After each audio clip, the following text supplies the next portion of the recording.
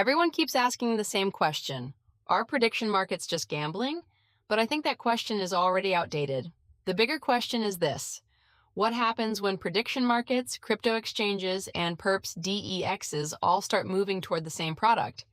Polymarket starts from events. Kalshi starts from regulated prediction markets. Hyperliquid starts from perpetual futures and on-chain liquidity.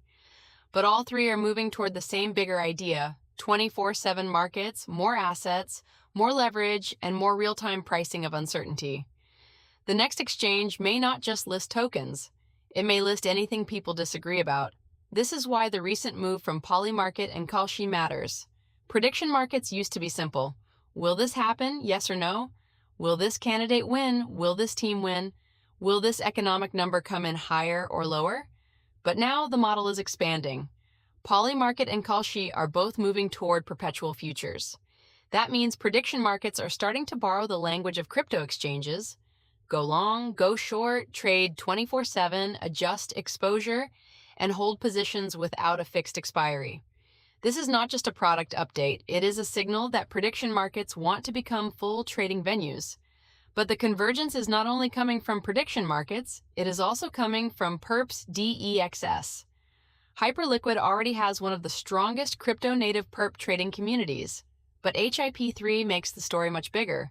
Builder-deployed perpetuals mean new markets can be created by builders instead of only waiting for a centralized exchange listing team. That changes the question.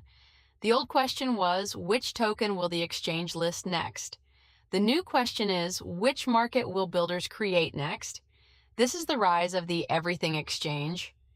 Not because every platform will become exactly the same. Polymarket, Kalshi, and Hyperliquid still have different users, different regulations, and different infrastructure. But they are converging around the same belief.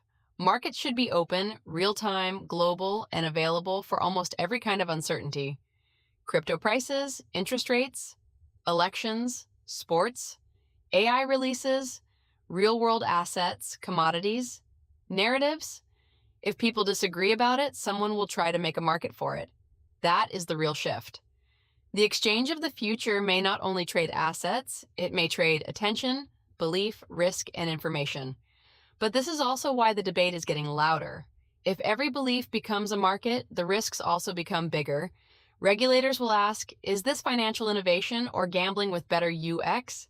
Traders will ask, who has better information? Who controls the oracle? Who decides settlement? What happens when someone betting on an event can also influence the event? And what happens when leverage is added to markets that are already emotional, political, or easy to manipulate? This is not a small issue. The more prediction markets look like exchanges, the more they will face exchange-level scrutiny. And this is where the trader's problem changes. When there are only a few markets, the hard part is finding opportunities. But when there are thousands of markets, the hard part is filtering noise. Which traders actually have an edge? Which addresses are consistently early? Who is taking smart risk and who is just getting lucky? This is where tools like Hala become useful. Not to blindly copy whales, but to track smart money behavior, compare trading styles, understand risk, and make better decisions before entering a position. So prediction markets may not replace crypto exchanges, and perps DEXs may not replace prediction markets, but they are clearly moving toward the same battlefield, 24/7 markets for every belief. The real question is no longer, what can you trade? The real question is, what can't you trade? So who wins the everything exchange race, Polymarket, Kalshi, Hyperliquid, Coinbase, or someone else? Let me know in the comments.